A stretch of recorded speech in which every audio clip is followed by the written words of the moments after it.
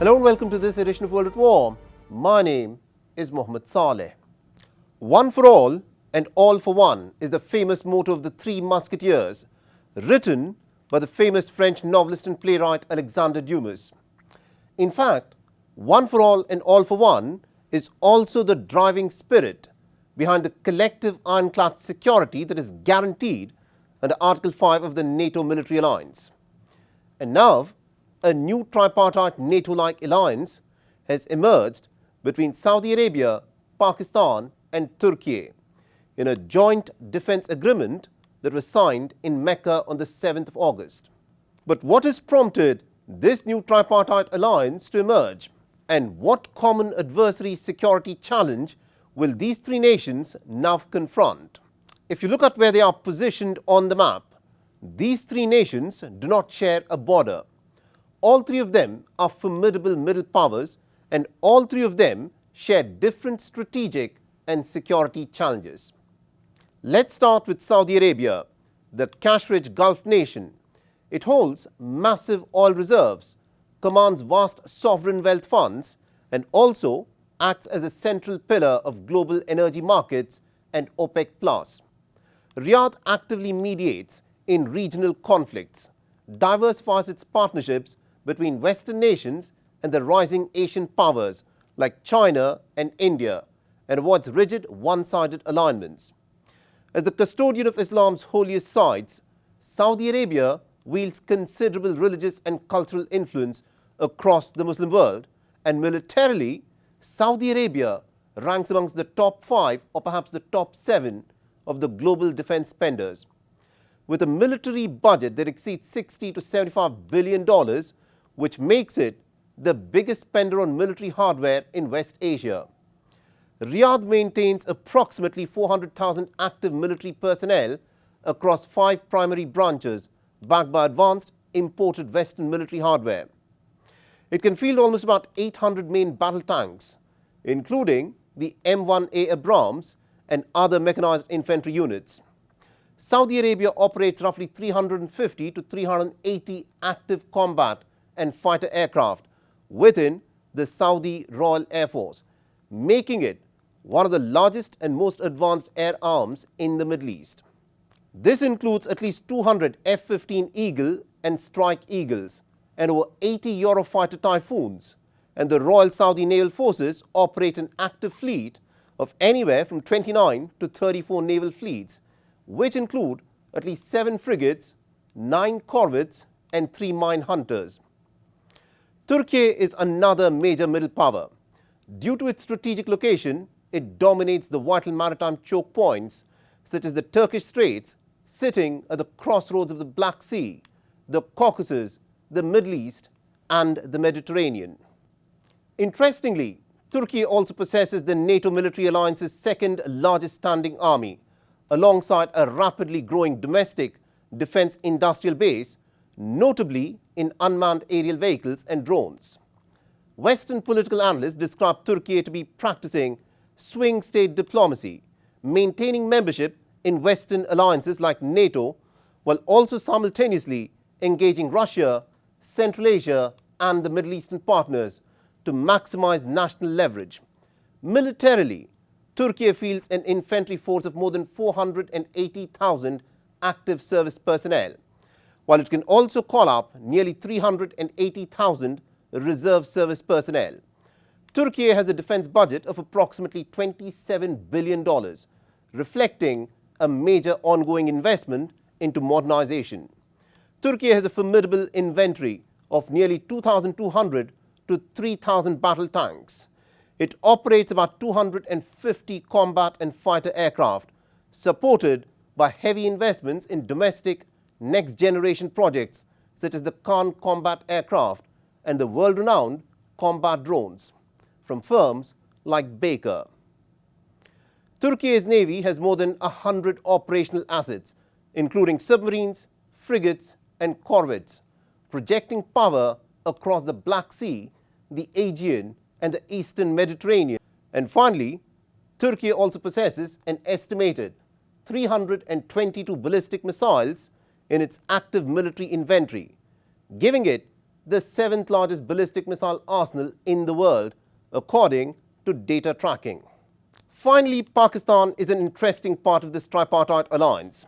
Islamabad maintains one of the world's largest standing armed forces, which is estimated to have as many as 660,000 active combat service personnel, backed by hundreds of thousands of reservists, the National Guard and the civil armed forces. Pakistan can also field about 2,500 units of main battle tanks, featuring modern additions like the Chinese origin VT-4 alongside the upgraded local variants. Islamabad can also field more than 4,600 pieces of heavy artillery and mobile range systems, including the SH-15 systems, a fleet of over 420 combat-capable aircraft, including the American F-16s, the Chinese J-10Cs, and the co-produced JF-17 Thunder missiles. Pakistan also has an extensive arsenal of surface-to-surface and air-to-air ballistic and cruise missile systems that are configured for strategic deterrence. In terms of naval power, Pakistan has 8 operational submarines with the ongoing induction of advanced Hangor-class undersea capabilities. It has a surface fleet of about 12 frigates, securing the nation's Arabian Sea coastline.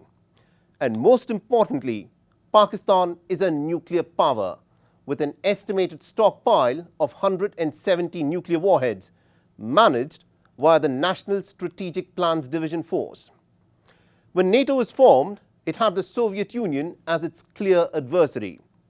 But in the case of this new tripartite alliance, there is no single adversary that all 3 nations of this alliance would want to jump into in the battlefield. The Iran war has changed West Asia.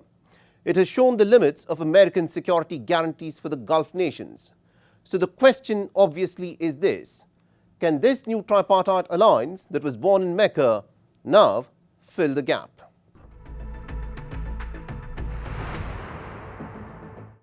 Russia has dropped more than 8,300 glide bombs over Ukraine in the month of July. That is more than any other month since the beginning of this war. This ferocious air campaign by the Russians is in response to the brutal long-range drone strikes that the Ukrainians have unleashed in the last 8 weeks. The nature of the Ukrainian attacks is to strike at the soft underbelly of Russia's economic guts. 30% of Russia's oil refining capacity has been crippled.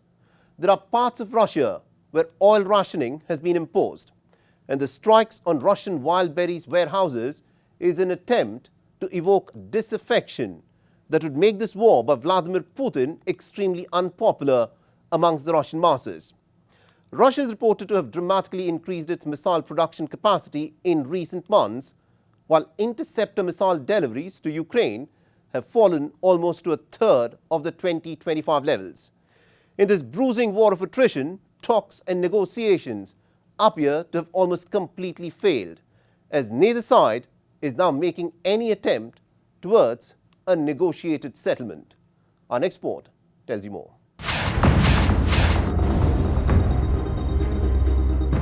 The Russia-Ukraine war is now in a whole new dangerous phase.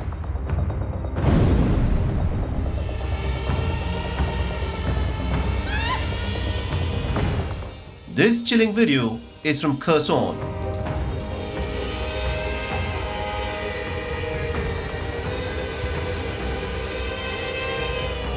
The Russian FPV drone circles over a man till it finally crashes into him and explodes.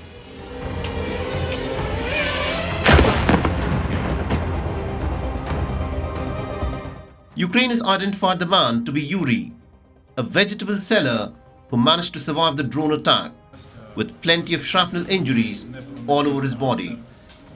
Ukraine has accused Russia of committing a war crime by using FPV drones to stage safari attacks on civilians to intimidate and terrify them. My wife started running and its drone began turning at us. The car was right there. I was trying to show it like, look, it's just vegetables, there's nothing military here. But then it started coming straight at me. So I started running, trying to show it, saying, look. My wife ran off. She was shouting, where should I run to? But where are you supposed to run? It's open steppe. There's nowhere to go. To a bomb shelter. Honestly, that wasn't on my mind at the time. It's terrifying, of course. Really terrifying. For its part, Ukraine is targeting the Russian wild berries warehouses with a vengeance. More than a dozen major wild berries warehouses have been struck using long-range precision drones since the 18th of July, and the damage has been devastating. More than 25% of the wild berries logistical hubs have been knocked out, and more than 1 million Russian marketplace sellers have been impacted, either because of their goods having been damaged in the attacks or due to supply chain bottlenecks. According to independent estimates, these losses are to the tune of 170 billion rubles, or about $2.2 billion in a matter of a fortnight. Ukraine insists the wild berries warehouses have become legitimate targets because of the dual nature of goods that is both civilian and military that are stored and transported in these logistical hubs. But the wild berries co-founder Tatiana Kim has described these attacks to be terror attacks. For nearly 2 weeks now, our company's warehouses have been under terrorist attacks. Why our warehouses specifically? Wild berries is a people's marketplace used by every resident of our country, as well as by people in other countries. So attacks on us are attacks on hundreds of millions of people across 10 countries at the same time. Tens of thousands of people from Kyrgyzstan, Belarus, Kazakhstan, Armenia, Uzbekistan, and China conduct business within our ecosystem. Entrepreneurs from these countries have also incurred losses amounting to billions. Besides targeting Russian warehouses and oil refineries, Ukraine has also been turning the screws on Russian oil tankers and cargo ships. This video is of the Russian cargo ship called Nadezhda that came under attack by a long-range drone at the Black Sea port of Novorossiysk. 3 people reportedly sustained serious injuries, and all 22 crew members were evacuated to Russia. On the other hand, Russia has devastated Ukrainian targets with the use of its sophisticated missiles and drones. Volodymyr Zelensky has now accused Russia of using North Korean missiles to fire at targets deep inside the Ukrainian territory. In the Dnipropetrovsk region, in Radushne near Kryvyi Rih, a ballistic missile struck a house there, an ordinary house belonging to an ordinary family. The children were killed, as were their parents. My condolences to everyone who has lost loved ones today. In Radushne, the Russians used a missile from North Korea for the first time in a long time. That is what preliminary data shows. Of course, there will be further analyses and everything will be verified, but as of now, it was a North Korean ballistic missile. This is what the scene looks like in Kiev, in the capital of Ukraine. Thousands of people sleeping in underground metro stations that have been turned into makeshift bomb shelters to protect themselves from the Russian missiles. In the village of Radushne, a funeral was held for 5 members of a family who were killed in a missile strike. A mother, a father, and their 3 children. The relatives of those who got killed in the strikes were inconsolable.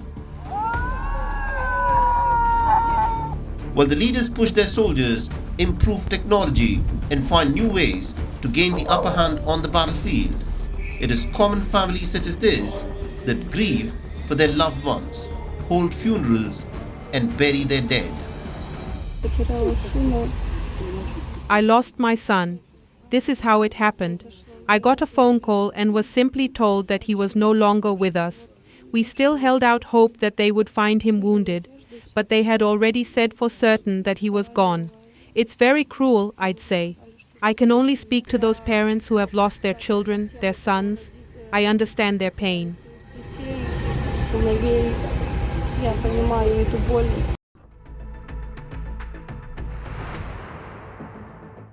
35 people were killed in a drone strike by the Sudanese army on a traditional court session in the north of the Darfur region.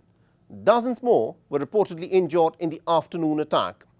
The emergency lawyers group, which monitors the violence against civilians, said that the attack targeted the Khara al-Zavia village that is controlled by the paramilitary rapid support forces. but the Sudanese army is yet to comment on the attack.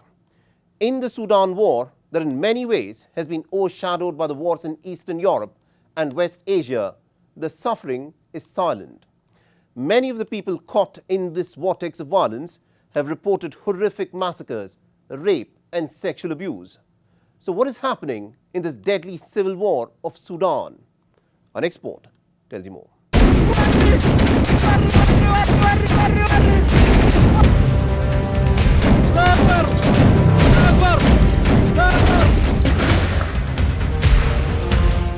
The attack happened in the afternoon hours on the 2nd of August. An eyewitness who was present described 2 drones that flew overhead before launching at least 4 missiles on the unsuspecting people below. 4 tribal leaders and 2 RSF commanders were among those killed in the attack. Drone warfare has become a signature in the country's battle, with both sides carrying out long-range but precision-guided drone strikes. It is now the leading cause of death in Sudan, according to the United Nations, accounting for almost 80% of all civilian deaths during the first 4 months of this year. Since the army took control, North Kordofan state has been targeted by drones, but we see these attacks as nothing more than the death throes we've gotten used to. Whenever the Sudanese army advances and achieves a victory, the rapid support forces respond by targeting North Kordofan state.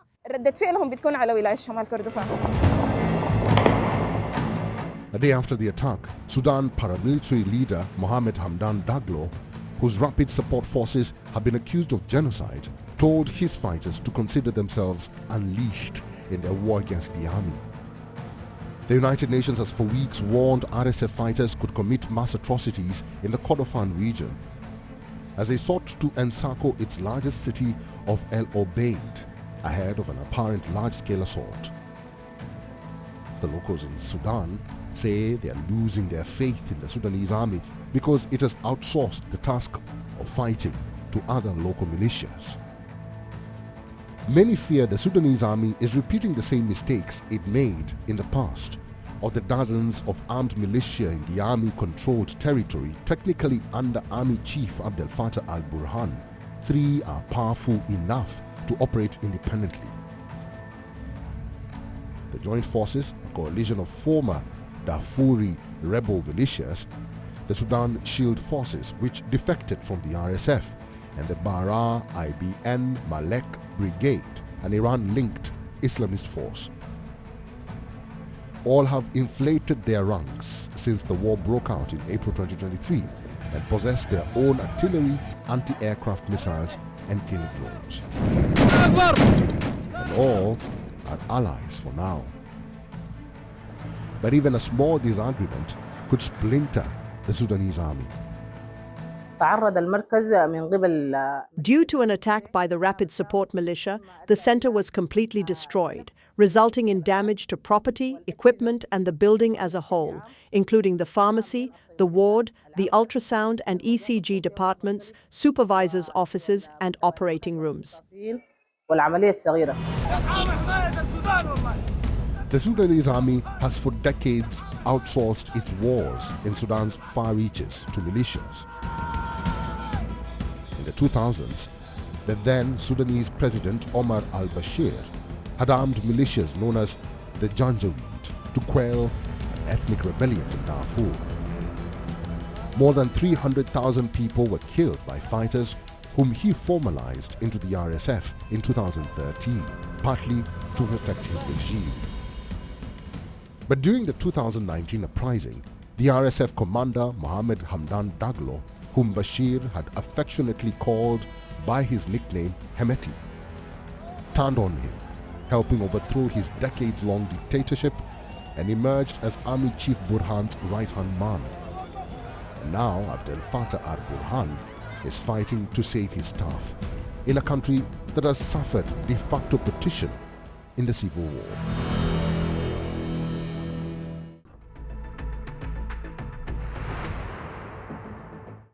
7 people have been killed and more than 30 others have been injured after a 14-year-old boy opened fire at a school near Bangkok. The 14-year-old boy had first killed two of his grandparents at home using a 9mm handgun that belonged to his grandfather, and then stormed into the Depsirin school where he was a student. At least 5 teachers are reported to have been killed in the shootout, and later the 14-year-old boy is said to have turned the gun on himself. Thailand's Prime Minister Anutin Charnvirakul has said that the attack was well prepared and could have been worse, as the boy still had more than 30 rounds of ammunition left with him when he shot himself. Thailand is a nation where people own guns, both licensed and unlicensed, with relative ease. Gun crime is rife, and the Thai people are demanding that the government should act immediately. Our next report tells you more.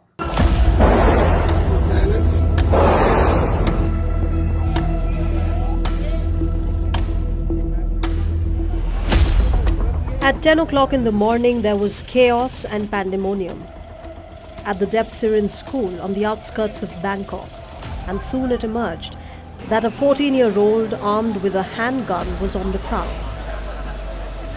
Initially, some of the students mistook the sound of gunfire to that of firecrackers.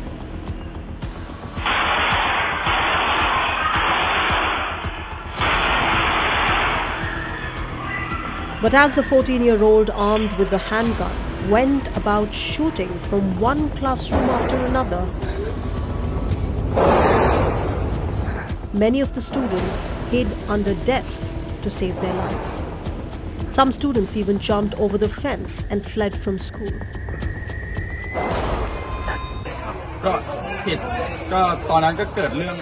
We started hearing some noise in Building 5 and we had no idea what happened after that. At first, I thought they were sounds of firecrackers or someone banging onto something loudly, but then we started realizing they were not firecrackers, and then it started getting more frequent, like bang, bang, bang, and then it went quiet at one point and the shooting started again. I didn't think it was the sound of a gun. After that, we went to the toilet. We thought it was over. I walked over there when a teacher shouted, "Quickly run here, he's gone to Building 4. So we had to run here. The shooting went on for several minutes, and by the time it ended, a total of 5 teachers had been killed, while 30 other students and staff members had sustained injuries. Thailand's Prime Minister, Anutin Charnvirakul, who visited the school, said that he was heartbroken.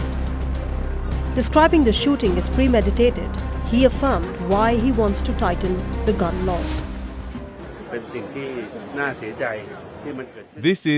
It is a violence, but is not caused by criminals. It is caused by an individual who had carried lots of pressure and tension. So he is not a street criminal, he's not a robbery, he's not a robber. This really has nothing to do with security measures in the school. And if you're talking about this particular case, the gun is a registered one and it is kept in the house. Some way, somehow, we don't know how this child got access to the gun, but it is not carried in public on a regular basis. He intentionally came to school today to commit this unfortunate case. The attacker has not been publicly named, and the police have not disclosed a motive, though the Prime Minister said the boy may have been stressed about his studies.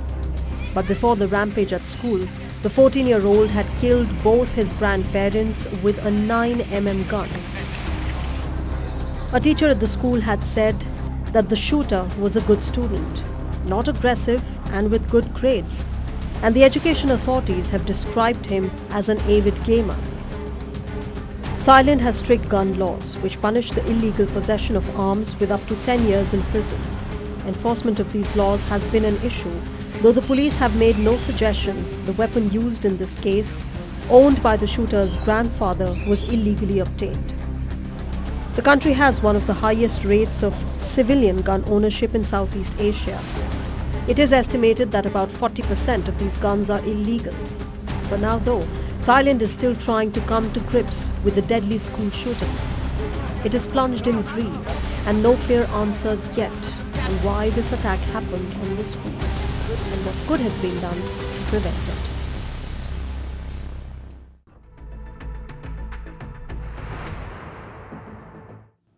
And with that, it's a wrap on this edition of World at War. If you want to reach out to me with any comments, feedback or suggestions, feel free to do so on the ID that you're seeing on your screens. I'm your host, Mohammed Saleh, and I'll see you again next week.